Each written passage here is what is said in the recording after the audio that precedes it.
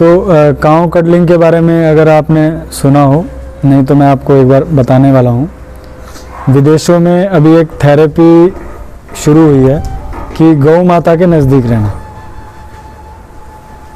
क्योंकि आप सभी भारतीय मूल से जुड़े हैं, भारतीय संस्कृति से जुड़े हैं, और हम ये मानते हैं कि गौ माता में सभी देवी देवताओं का वास है। देवता अर्थात देने वाला, जैसे इंद्रदेव का वास है तो वो बारिश देने वाले हैं। अमृत देव का वास है तो दूध मिलता है तो अमृत देने वाले हैं, अमृत तुल्य दूध है। धन्वंतरी जी हैं, आरोग्य देने वाले हैं, आयुर्वेद के पंडित हैं। भगवान शंकर जी हैं, विष को नियंत्रित करने वाले हैं। तो इस प्रकार से देवी देवताओं का वास गौ माता में माना जाता है।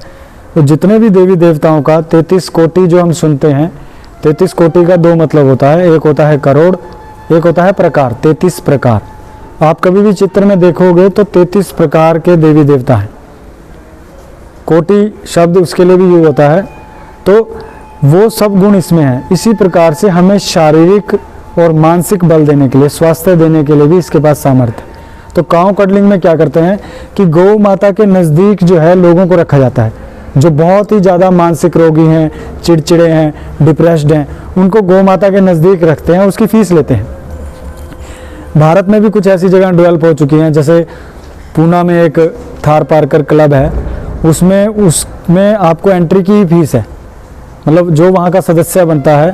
क्योंकि गौ माता का विज्ञान जो है अब इतना विश्व विख्यात हो रहा है, लेकिन भारत में अभी दुर्भाग्य क्या है कि विदेशी नस्ल को हम माँ समझ बैठे हैं, जबकि वो तैयार की हुई है, वो कुदरत की, नेचर की बनाई हुई नस्ल नहीं है, वो मनुष्य द्वारा ही अधिक दूध प्राप्त करने के लिए एक नस्ल बना दी। तो जो मैं आपको बता रहा हूँ वो शुद्ध जो भारतीय गोवंश है, जो देशी गायें हैं, उसके सानिध्य में रह करके ही ये सब मिलने वाला है। तो जब आप इसकी कमर पे मालिश करते हो, इसके पैरों पे, इसके चेहरे पे, इसके गले पे, तो आपके शरीर के अलग अलग प्रकार के रोगों में इससे फ़ायदा होता है।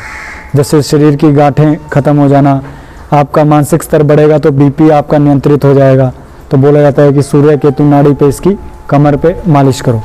इस प्रकार से सबसे ज़्यादा जो डिप्रेस्ड और मानसिक रोग हैं, अगर वो गौ माता के सानिध्य में रोज़ 10 मिनट, 5 मिनट, 15 मिनट रहना शुरू कर दें, तो वो भयंकर से भयंकर डिप्रेशन भी उनका ख़त्म हो जाएगा और बुद्धि का लेवल इतना बढ़ जाएगा। आपने सुना होगा कि कृष्ण भगवान स्वयं गैया चराते थे। उन्होंने गैया क्यों चराई? क्योंकि गौ माता का सानिध्य उनको ज़्यादा से ज़्यादा चाहिए था, क्योंकि जो वो परिवर्तन करना चाहते थे, वैसे तो वो स्वयं ही ठाकुर जी थे, लेकिन एक समाज के नियम के अनुसार जो लोगों को ज्ञान देना चाहते थे, उन्होंने हर चीज़ जो है कर्म करके सिखाई। तो माखन चुराया, क्योंकि माखन में गुणवत्ता है, माखन बुद्धि बढ़ाता है, तो गैया चराई। गाय को चराने से भी हमारा मानसिक लेवल बहुत बढ़ता है। अगर आप 5 मिनट, 10 मिनट रोज़ गौ माता के पास बैठ के सिर्फ उसे निहारते हैं, सिर्फ देखते भी हैं, तो आपकी बुद्धि का लेवल बहुत बढ़ जाएगा। और कितना भी आपको डिप्रेशन हो, कुछ ही दिनों में आपका भयंकर डिप्रेशन दूर हो जाएगा। और इस पे बहुत रिसर्च हो चुकी है, काम हो चुका है।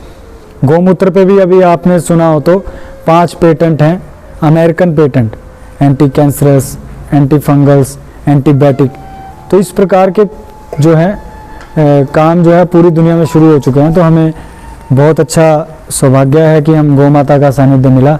तो अभी हम थोड़ा थोड़ा गौ माता की मालिश करेंगे।